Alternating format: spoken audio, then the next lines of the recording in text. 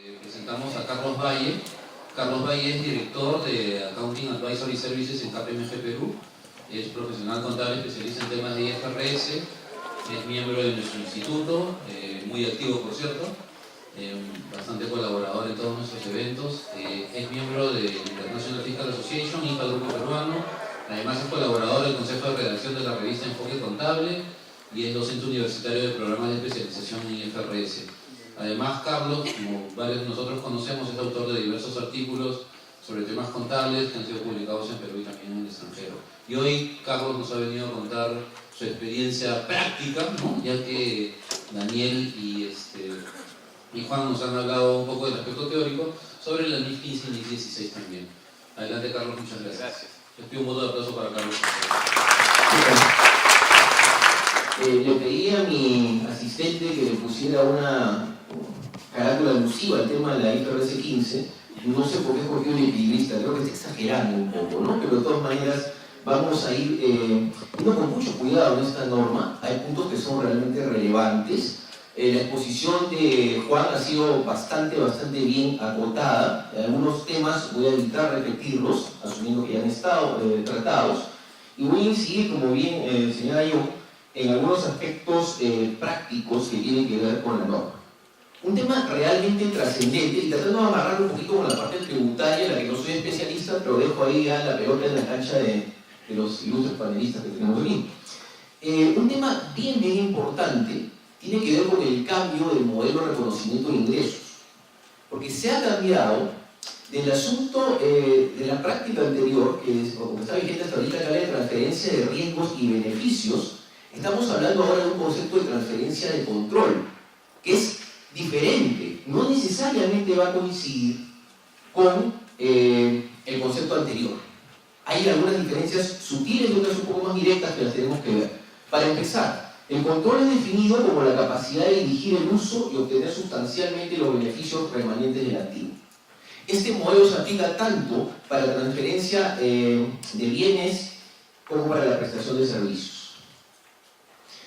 Ese es un ejemplo del IAMBI. Tiene que ver, por ejemplo, con la transferencia, la venta de una máquina y una instalación. Hoy por hoy, en el modelo NIF 18, si me he comprometido a entregarte la instalada, debo reconocer el ingreso cuando concluyo ese hito de la instalación. Si esta instalación es una instalación que la puede brindar cualquier tercero, no es un tema tan especializado, ¿qué quiere decir? El cliente tiene la opción que pueda ser la empresa proveedora del equipo o un tercero. Este servicio de instalación constituye una obligación de desempeño separada de la transferencia, de la venta de la maquinaria. ¿A qué vamos con esto? Que puede transcurrir un plazo entre dejarle esta máquina en los almacenes del cliente, en su local, en ese momento ya de transferir control, porque esa máquina ya no va a ser retornada hacia el proveedor y la empresa ya está en condiciones de poder explotar. Entonces, en ese momento ya hay que reconocer el ingreso por esa venta, o el que ha transferido el control de la máquina. Y otra obligación de desempeño es ya el servicio de instalación.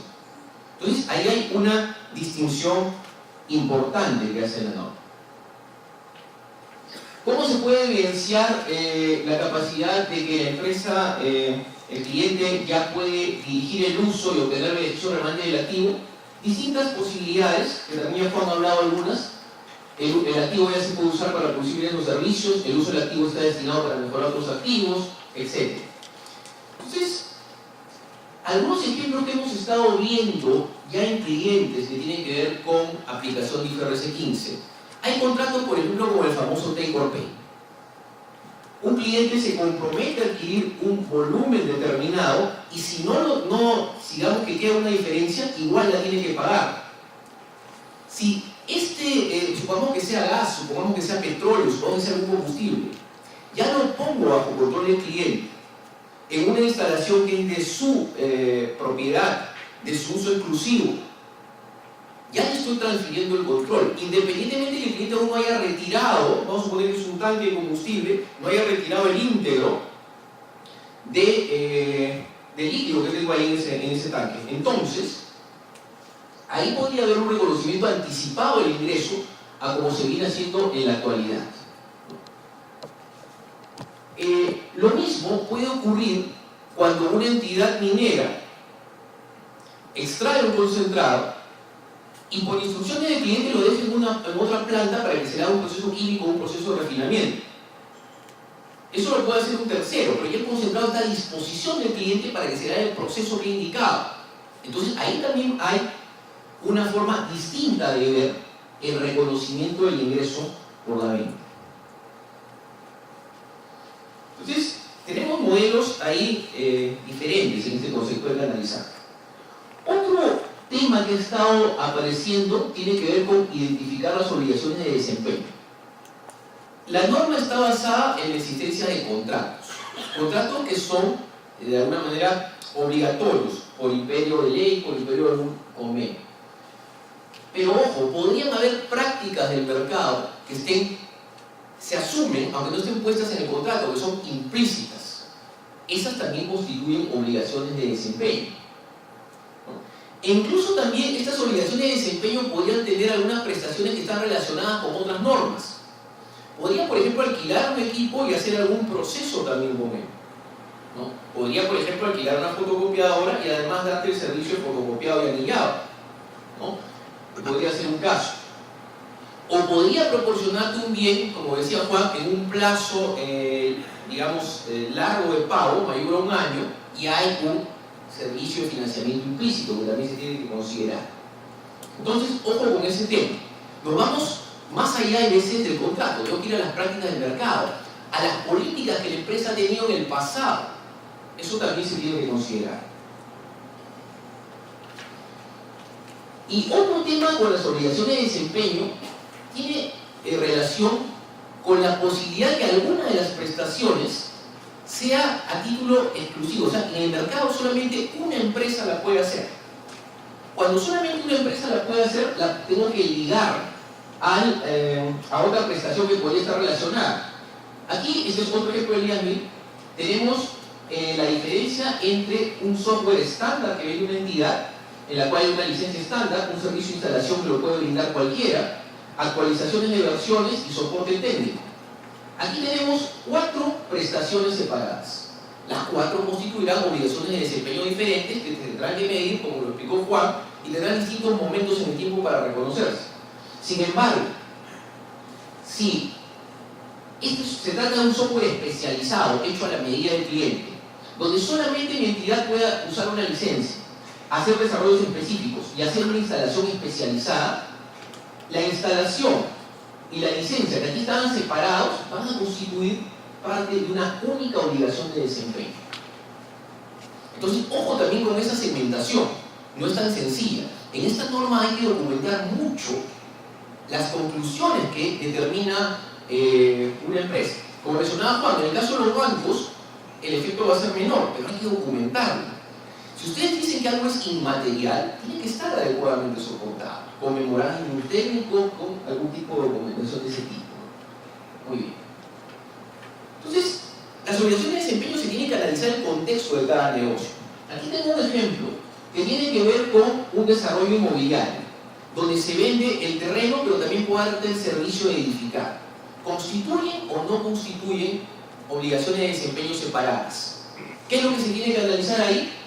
Las características de cómo es la operación, qué se le oferta al cliente. Por ejemplo, puede venderse por separado el terreno o siempre se venden juntos, ¿no? ¿Hay algún efecto en las habilitaciones urbanas? ¿Me comprometo algo? ¿Te dejo el terreno así? ¿En qué momento se vende el terreno antes, la construcción antes, en planos, etcétera? Hay que analizar. Entonces, eso también se tiene que evaluar. Y otro tema también que ya se mencionó anteriormente, no hay nada gratis en esta norma. Absolutamente todo tiene un costo, tiene un valor para el cliente. Ojo en la medida que el cliente lo perciba como tal. Esta norma se pone en el punto de vista del cliente. Aquí tenemos algunos ejemplos, ¿no? Ya mencionó Juan el tema de los teléfonos, ¿no?, que se entrega. También hay equipos que se dan en comodato, ¿no?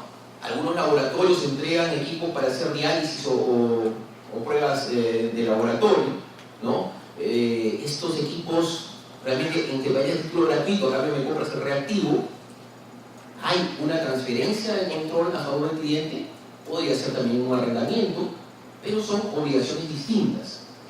En el mundo del retail también hay temas específicos. Las docenas de 14, que a veces se da como beneficio. Los auspicios, digamos, las empresas de cerveza cuando quieren ganar la exclusividad, ¿no?, de algún, digamos, local.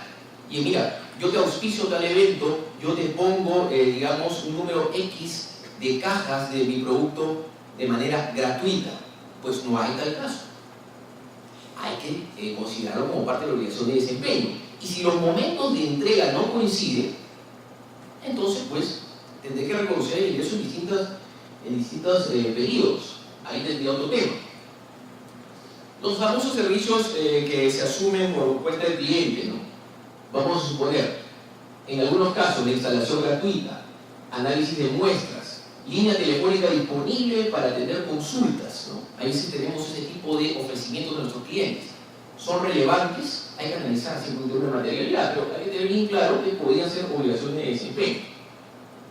En otros casos, haga un servicio de ingeniería sofisticado, que construye una máquina o una planta o algo en una localidad alejada, una turbina, vamos a suponer, y parte de esto puede implicar que yo te consiga ciertos suministros. Si ya los dejo en tu local, te los estoy transfiriendo, ¿no? Te estoy transfiriendo el control, los estoy dejando en tu campamento, por ejemplo, y después hago el proceso, ahí también se tiene que analizar. Lo mismo en el caso de la industria automotriz, hemos visto situaciones de este tipo, ¿no? Servicios postventa. El afinamiento es, el primer afinamiento es gratis, ¿no? El primer balanceo, la primera medición.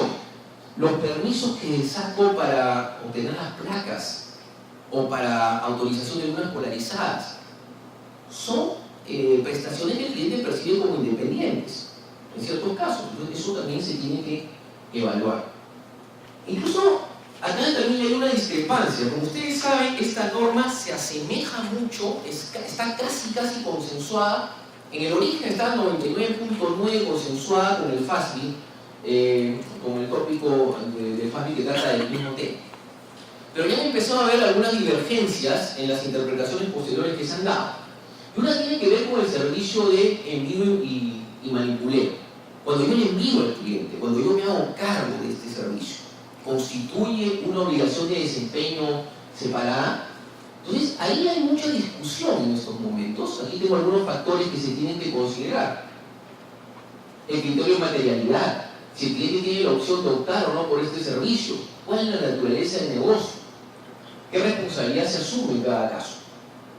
Mientras que, por ejemplo, en el mundo de Estados Unidos se ha distinguido si esto es una obligación que es antes o después de la transferencia del control, y tiene distintas connotaciones. En cambio, ya había dicho no es necesario hacer el tema.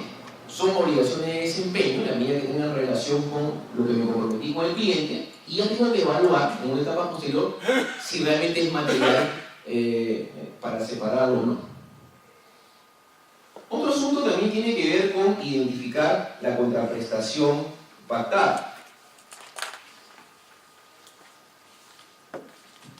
Como ya se señaló muy bien anteriormente, tenemos que considerar que hay un monto que yo puedo haber quedado con un cliente para proveerlo de un tema, no sé, algún producto, para hacerle algún servicio de construcción, pero tengo que evaluar, por ejemplo, las menores expectativas iniciales de cobranza.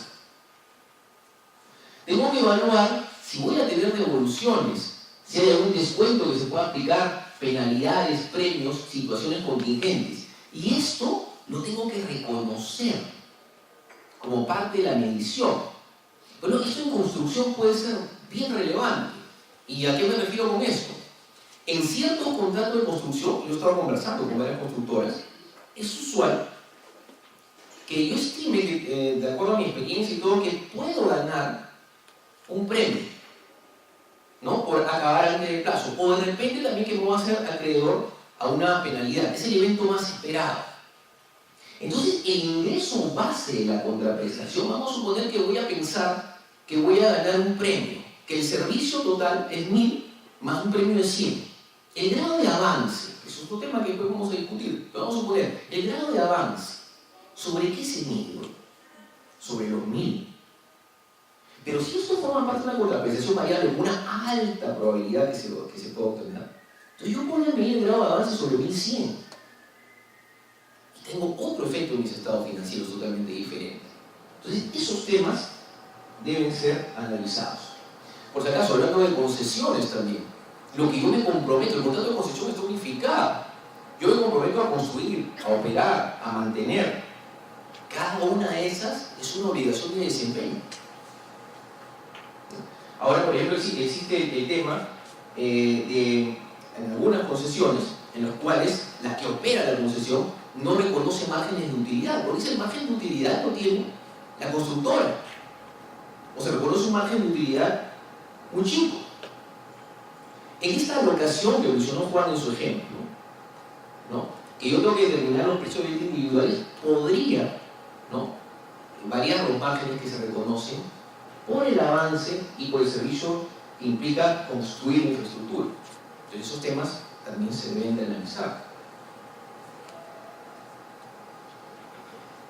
Entonces, vamos a tener, pues, una serie de eventos que se van a tener que analizar, que anteriormente se reconocían cuando se tenía, digamos, ya conocimiento de que existían penalidades, devoluciones, descuentos. En algunos casos pasaba a hacer alguna estimación, una provisión, pero eran componentes de gasto, ¿no?, o era una partida separada. Hoy es menor ingreso, si lo vemos así, tal como lo entiende el IAMI. ¿Qué pasa si es que estoy reconociendo algo contablemente no lo debería reconocer? Aquí tenemos un casito, por ejemplo, para comparar. Mis amigos abogados espero que entiendan un poquito la partida doble, pero si no me preguntan con gusto. Vamos a suponer una venta de 100 productos a 10 cada uno y el costo de estos productos es 7. Y se estima, por las modalidades que mencionó Juan, que va a haber una devolución de 5 unidades. Entrego la mercadería, vamos a suponer, hoy día entrego la mercadería y en ese momento reconoceré el ingreso por las 100 productos a 10, 1000. Y el correspondiente costo de ventas, ¿no? 100 productos a 7, 700. ¿Qué dice IFRS 15 en este aspecto? Dicen, no, porque si bien has entregado, tú has estimado que te van a devolver 5 unidades sobre la base de tu mejor información, de tus estadísticas, del método que hayas escogido. Por eso también es importante cuál es la metodología que voy a usar para determinar estos componentes variables, ¿no? Es un rango de probabilidades, es el hecho más esperado, entonces eso es lo que queda. Entonces, vean cómo es en IFRS 15. Ya no va a ser una venta en el momento 1 por los 1000, sino voy a tener un ingreso de 950. Lo otro va a quedar como una especie de reembolso por liquidar, de anticipo de operación. Y el costo de ventas tampoco va a ser por las 100 unidades, porque tengo una expectativa de que voy a recuperar el equivalente a 5 unidades a 7 en un costo de libros cada uno, 35. Y bueno, si voy de baja los inventarios por 700. Entonces, como ven, el efecto es diferente. Y por otro lado, ¿no?, esta norma lo que hace es divorciarse absolutamente el comprobante de pago versus lo que estoy reflejando en la contabilidad. De alguna manera, usa mucho el criterio subjetivo. Pues ahí tenemos un tema también para analizar. Bueno, esto ya lo mencionó Juan. Ojo que usar el valor esperado o monto más probable no es una elección de política. Lo que tengo que documentar es cuál es de estos métodos es el más apropiado para mi negocio, ¿no? Si podría utilizar, por ejemplo, el valor esperado si tengo una serie de contratos muy similares, ¿no?, una administración en portafolio, lo que sea. Pero si es un contrato muy específico, por ejemplo, un servicio de construcción, ¿no? Algún tipo, un delivery de un estudio, digamos, de geología, algo complicado, tendría que usar el monto más probable. Lo mejor sería no reconocerlo, pero ¿cómo lo comento? Ese es el reto que nos plantea esta norma. Entonces, casos importantes con las prestaciones variables en nuestro medio, ya mencioné el caso de las penalidades y los premios en los contratos de construcción.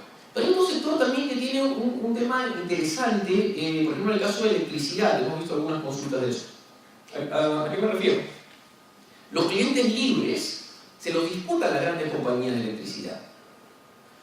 Y ya conocedores de las empresas de electricidad de que estos clientes se pueden ir, establecen penalidades en caso rompan el contrato. Y esta competencia entre las empresas ha dado lugar a que el nuevo proveedor le diga, mira, yo te asumo la penalidad. ¿No? En algunos casos ha pasado así. Bueno, si yo estimo que el contrato que tiene una duración obligatoria, vamos a suponer pactada de 3 años, pero que ya la experiencia me ha dicho que la mayoría de mis clientes no va a estar los 3 años, sino que al año y medio se van a ir y tengo una penalidad. Esta penalidad es un componente del ingreso total que debo reconocerlo sobre alguna base, desde el punto de vista de la empresa prestadora. ¿Y qué pasa con el nuevo proveedor que sustituye a la empresa que está saliendo, que la desplacé porque hizo una mejor oferta? Bueno, ahí tenemos lo que se llama un costo incremental para obtener un contrato. Digamos, ese monto que le pago a mi cliente para resarcirlo de la penalidad que le va a cobrar la otra empresa por quedarse conmigo, eso lo voy a tener que aplicar, ¿no? sobre una base sistemática en el plazo de vigencia del contrato. No vamos a mandar resultados inmediatos. Y además, ¿sobre qué base sistemática? ¿La vía total o probablemente venga alguien más a quitarme el cliente en algún momento? Entonces ahí también se tiene que analizar.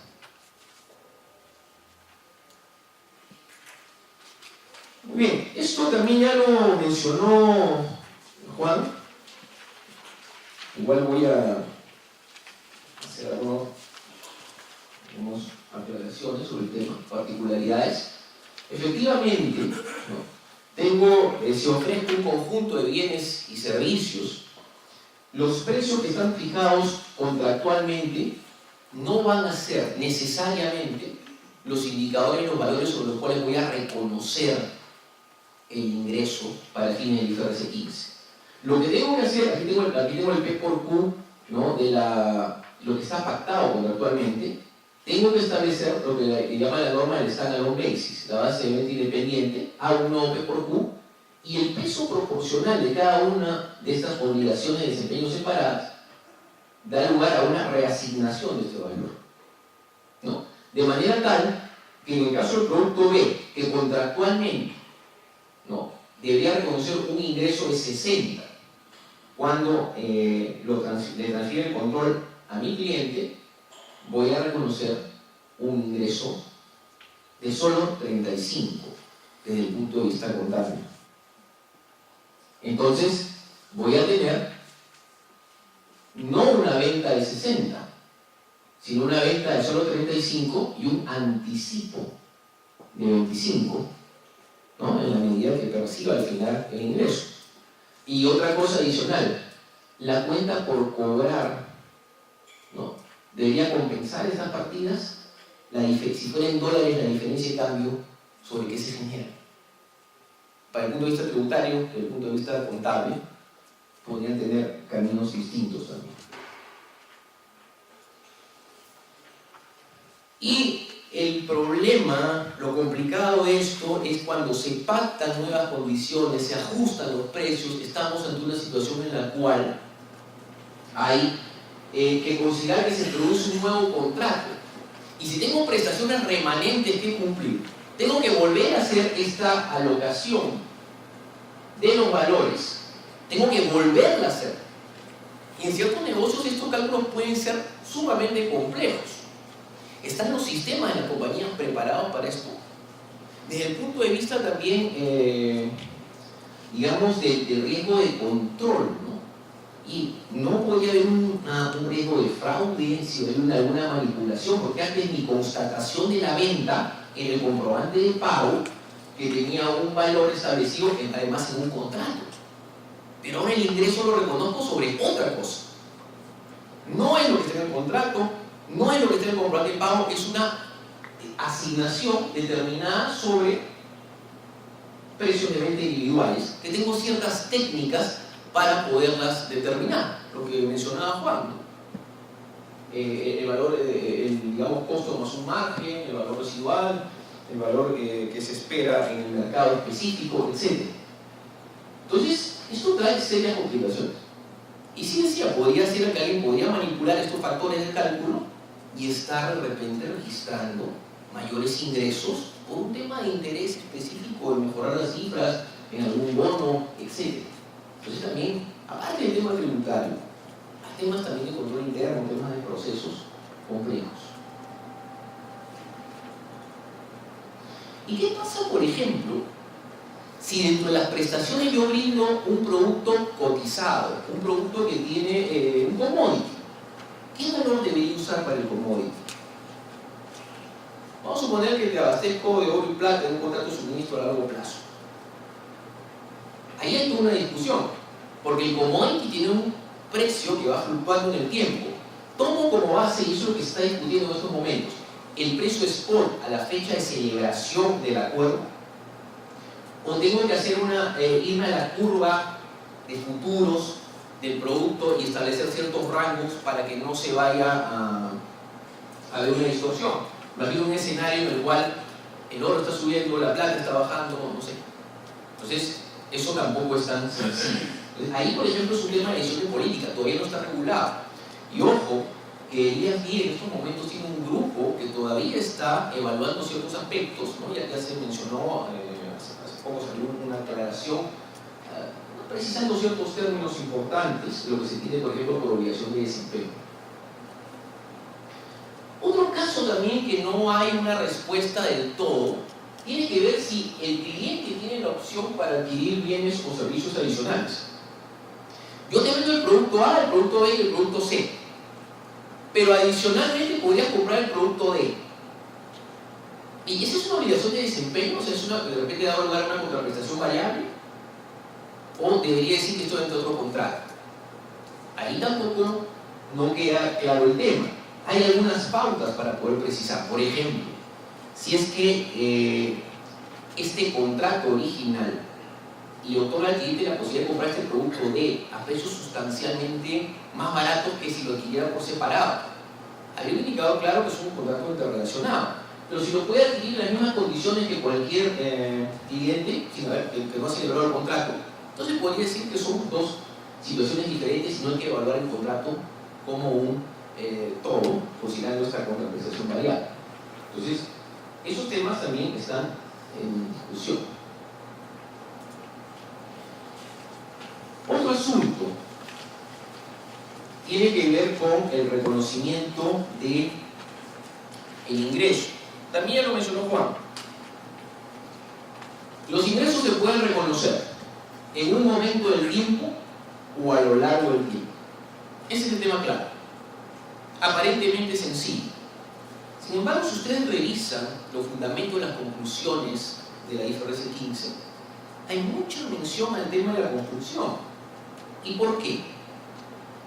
Vamos a suponer que me contratan para construir un hospital, y el hospital implica una serie de tareas: diseño, ingeniería, limpieza de terreno, cimentación, acabado, lo que sea, que el cliente no las ve como obligación de desempeño separada, porque lo que está esperando el cliente es un hospital.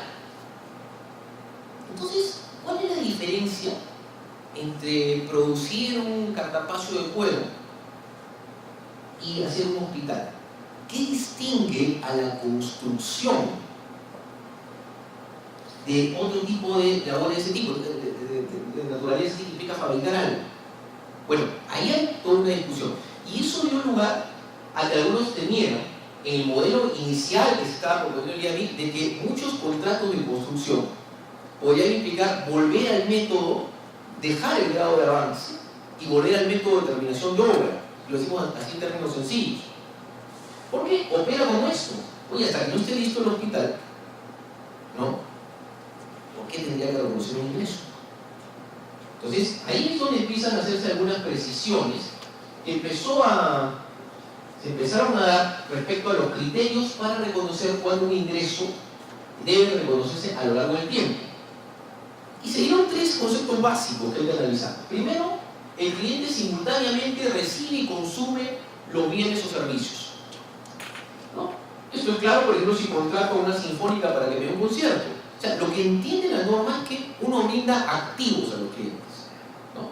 La entidad brinda activos a sus clientes, que se pueden consumir de inmediato o tener una vida diferente. En este caso, es una labor que inmediatamente se consume. Entonces, la distinción clave que hace que se permite aún que la construcción siga usando grado de avance es esta, la que está aquí. El activo es construido en un emplazamiento de control del cliente. Entonces, si el terreno es mi cliente y yo le levanto una obra y él me está controlando, si estoy haciendo alguna labor en localidades propias de mi cliente, si estoy haciendo una remodelación de un estadio, por ejemplo, que mi cliente ya lo tiene ahí, eso claramente me permite reconocerlo a lo largo del tiempo. Otro caso también puede pasar de que me están pidiendo hacer una máquina muy sofisticada y esta máquina no está en el local del cliente. Lo hago en mi propia empresa. Pero el activo es de una naturaleza tan específica que en este país solamente la puedo utilizar la empresa A, que es la que me ha contratado. Esa es una primera condición que me pide.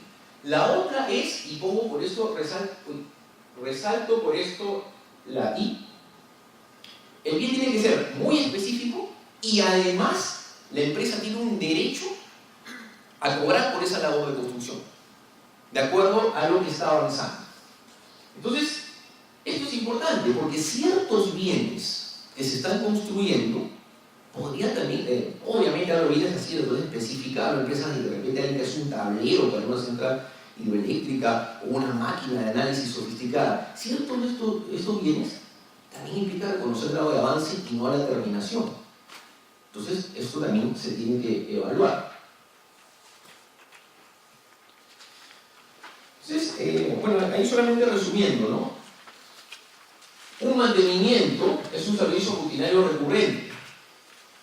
Construir un activo en una ubicación propiedad de un cliente también es digamos, el cliente controla el acceso, el cliente es el dueño del terreno. Eso indicaría que se mide a lo largo del tiempo el ingreso, porque el que controla el emplazamiento y controla de a poquito los beneficios que le voy agregando, el ladrillito que le voy poniendo, el acabado que le voy haciendo, es el cliente. Y por lo tanto utilizo grado de avance. Ya hablé de las remodelaciones, ¿no? Ya hablé de activos a pedido. Pero ojo, no sé si ustedes han hecho alguna especie de análisis sobre los criterios que utilizan las empresas constructoras o que hacen grado de avance para medir precisamente cuánto es el ingreso que van reconociendo. La norma señala que puedo tener indicadores basados en inputs o basados en outputs. Entonces, ¿cuál es el que debo de aplicar? ¿Debo de aplicar cualquiera? La respuesta es no. Tengo que ver las condiciones también y las características de mi negocio. Basados en inputs, podemos tener costos incurridos, horas hombre, horas máquina, ¿no? Es un indicador. En outputs, sobre la base de valorizaciones, hitos alcanzados, unidades entregadas. Pero aquí he hecho una precisión que muchas compañías se nos descuidan. Si me estoy basando en inputs y tengo material o algún recurso no consumido todavía en este proceso que mide el grado de avance, lo tengo que ajustar. O sea, en pocas palabras, lo tendría que volver al inventario. Hay empresas de construcción, por ejemplo, que el material en cancha no lo tienen separado, ¿no?, como parte del inventario, sino que ya está dentro del costo, ¿no?, de construcción. Esta norma me obliga a hacer ese cuidado, ¿no? Por otro lado, el método basado en outputs no es recomendable para entidades que pudieran tener una gran cantidad de importes significativos, de acuerdo a su materialidad, de obras en proceso, de trabajos en curso. Entonces, es una precisión que ha hecho también el IASMI. Antes de eso, creo que estamos en tiempo, estimado. Sí, todavía bueno. No, quería ver si tenía alguna nota por aquí para comentar. Solamente lo que vamos a tener nuevamente, acá hay un tema bien importante. Estamos viendo mucho el asunto por el lado de los contratos con nuestros clientes. Pero también acuérdense que hay proveedores que también, o sea, nosotros somos sus clientes, y ellos también van a tener algunos cambios que podrían pasar también por modificar las cláusulas contractuales, las nuevas versiones, sincerar los contratos.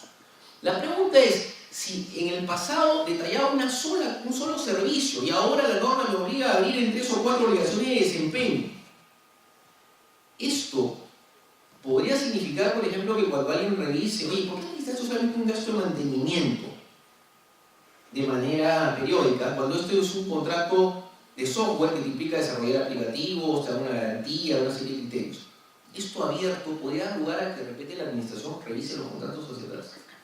Esos son temas también que se tienen que evaluar, ¿no? Otros temas también que pueden parecer que están fuera de este alcance, pero vamos a suponer que yo mido el valor de participación patrimonial de mis entidades en las que tengo las inversiones. Estos ajustes también van a tener consecuencias en el valor patrimonial que reflejo. Yo creo que también tengo que hacer eliminaciones de transacciones ascendentes o descendentes. Ahí también tengo ciertos efectos. Entonces, partidas complejas de impuesto a la renta diferido, una gran cantidad de dudas en el tema tributario, en el tema trabajo adicional para el sistema. No solamente es un tema de contadores, es un tema complicado. Entonces ahí tenemos un riesgo importante. Bueno, eso es lo que les tenía que decir. Muchas gracias. Bueno, tengo una consulta, Carlos, en relación al tema. Me preocupa la determinación del margen para efecto de las operaciones. Si es que se ha evaluado cuál es el efecto, o si se podría en todo caso extender el efecto que va a haber respecto a este sinceramiento de ingresos con relación a los estados financieros segmentados, y el efecto también que esto podría tener a nivel de precios de transferencia en la aplicación de los métodos que establece la norma, principalmente respecto al marco transaccional. Sí, efectivamente, esta norma, como la de arrendamientos que explicó Daniel en su momento, van a tener efecto en los ratios, en la presentación. Ojo que cuando hablamos de segmentación hay que distinguir, ¿no? Si es una segmentación basada en NIF, sí va a haber un tema de modificación producto de esto. Pero acuérdate que la IFRS 8 que trata de esto, habla que la segmentación que yo presento para fines de esta norma, en segmentos de operación, no se basa en temas de contabilidad financiera, sino en contabilidad administrativa. Entonces ahí no va a haber efecto. Pero si, por ejemplo, entiendo que para precio de transferencia la autoridad tributaria exige cierta segmentación, podría haber una implicancia en esto, ¿no? Es un tema interesante para discutirlo, profesor. ¿Sí? Hay que tomar en cuenta que la norma de precios de transferencia establece que para aplicar los métodos y todo lo demás se aplica la norma internacional de contabilidad, salvo que se pongan a la ley. Entonces, si por ejemplo ahora estamos hablando de la exposición que tenía Juan Paredes, mezclábamos percibido con devengado, que no lo registra y todo lo demás, esto es inocuo, porque se va a poner a la ley. Mientras no se cambie la ley, el reglamento, ¿no? Preferido, no, eso lo expuso ya Calete en un evento que tuvimos anteriormente, en donde no se importa que sea más neutro transaccional, método directo, ¿no? Porque tiene que ser bajo principio de contabilidad. Salvo, digo, que la ley o el reglamento del impuesto a la renta se oponga. Y no va a ser cambiado en el año 2016. Ahí tenemos un tema que no me considero el más indicado para discutirlo sobre lo que dice la norma tributaria. Lo que sí me queda claro es que en esta presentación bajo IFRS usan mucho los estados financieros comparativos para calcular ciertos temas. No sé si habría tal precisión para calcular un estado financiero con ratios tributarios. O sea, el estado financiero es bajo IFRS. Incluso he tenido casos alguna vez, por ejemplo, me pidieron apoyar a un equipo de precios de referencia referente a comparar estado financiero de entidades reguladas, no del sector bancario, donde la medición contable es absolutamente diferente en Centroamérica, en Perú o en Europa, porque cada entidad tiene sus propias normas, así que no han aplicado IFRS. Entonces, por el mundo de los ratios sí podría haber un efecto, ¿no? Pero no soy especialista como para decirlo. Yo creo que me atengo a lo que dijo Caled, lo que dijo acá mi profesor César Rodríguez. En todo caso, puede ser un cambio que se produzca en 2017, ¿no? Hay que trabajar OCDE en 2017, y como la NIF 15 entra en vigencia en 2018, ahí puede haber que hay un empate, ¿no? Pero creo que va a ser sumamente complicado. No es un tema de SUNAT, no sé por qué tanto mencionan a SUNAT, no es un problema de SUNAT, es un problema de política fiscal. Claro, claro. Todo el mundo echa pelota a SUNAT como si SUNAT fuera el que hace la ley, ¿no? Claro, ya sabemos que las cosas cuando quieren ganar un partido en la mesa y no en la cancha, ¿no? Pero no es un tema de SUNAT, es un tema de política fiscal. Y el gobierno va hacia OCDE, eso está clarísimo. Y no será ahora, será eso. Yo tengo una consulta sobre eso, ¿no? El concepto de vengado, ¿no?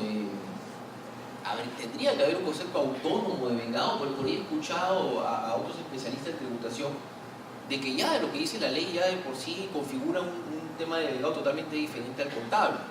Tema que el asunto contable se ha vuelto también una ensalada, ¿no? Porque hay partidas que representan resultados no realizados que están yendo ya a la utilidad y en otros casos no. Entonces no hay un orden todavía y el IASB lo admite. Los invito a ir a Cajamarca donde hablaré de vengado contable y tributario. Eso es una buena invitación. Gracias. Muy bien. Doctor Bobadilla. Carlos, una consulta, justamente de lo último que comentabas y que tiene creo que también ver con el tema que creo que es el punto de fondo de la política fiscal, ¿no? En el caso de... se ve mucho por el lado de los ingresos, pero de hecho eso va a tener un correlato cuando tú eres más bien cliente de otra empresa y vas a tener que registrar un gasto. Digamos que las mediciones y las formas de imputación de los resultados por el lado de ingreso, y la pregunta es esta, ¿no? Si tiene que haber algún tipo de simetría por el lado de los gastos, y que finalmente en el fondo eso es lo que va de alguna manera influir en el tema tributario, ¿no? Que es la determinación del quantum, que va a ser sobre la base imponible, que finalmente puede verse distorsionada porque por un lado tenemos los ingresos reconocidos de alguna forma, mientras no sé si la norma contable ha evaluado el tema de si tiene que ser de esa misma manera por el lado de los gastos, ¿no? Para ver el impacto fiscal finalmente, ¿no? Por ejemplo, lo que mencionó Daniel hace un rato, en el caso de las operaciones de arrendamiento, la forma en la cual está obligado a registrar en este IFRS 16 un arrendatario y la forma en la que registra un arrendador puede generar asimetrías también. No es simétrico el tema. Lo mismo ocurre aquí, porque yo no tengo la misma, digamos, el cliente no tiene la misma calidad de información que tiene el proveedor. Entonces, por lo tanto, va a haber asimetría. Y eso es un problema, porque le resta comparabilidad. Entonces, ahí sí, yo creo que el IASB, buscando, digamos, una mejor interpretación económica, está perdiendo, y que es discutible, está perdiendo esa posibilidad de comparar los efectos espejo, ¿no? Y eso es grave. Eso es grave. Muy bien.